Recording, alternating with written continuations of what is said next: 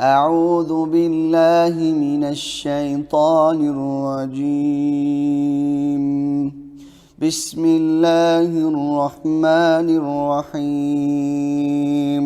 والمرسلات عرفا فالعاصفات عصفا والناشرات نشرا فالفارقات فرقا فالملقيات ذكرا عذرا أو نذرا إنما توعدون لواقع فإذا النجوم طمست وإذا السماء فرجت وإذا الجبال نسفت وإذا الرسل أقتت لأي يوم أجلت ليوم الفصل وما أدراك ما يوم الفصل ويل يومئذ للمكذبين.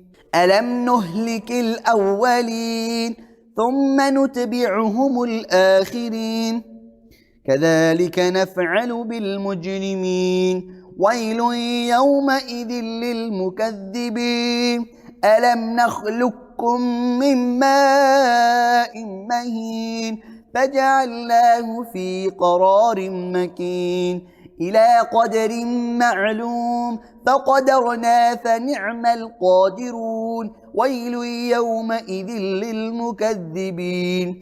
ألم نجعل الأرض كفاتا أحياء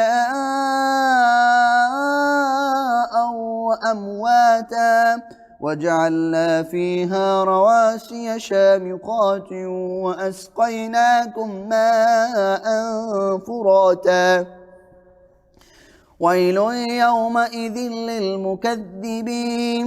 انطلقوا إلى ما كنتم به تكذبون انطلقوا إلى ظل ذي 3 شعب لا ظليل ولا يغني من اللهب إنها ترمي بشرر كالقصر كأنه جمالة صفر ويل يومئذ للمكذبين.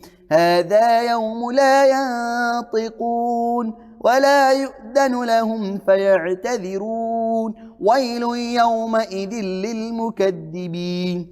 هذا يوم الفصل جمعناكم والأولين فإن كان لكم كيد فكيدون ويل يومئذ للمكذبين.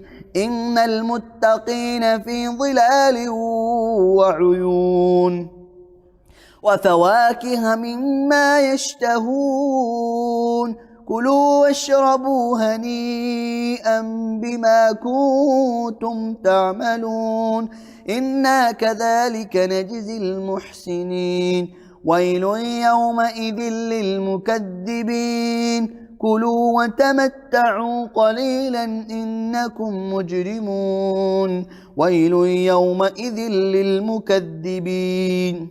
وإذا قيل لهم اركعوا لا يركعون ويل يومئذ للمكذبين. فبأي حديث بعده يؤمنون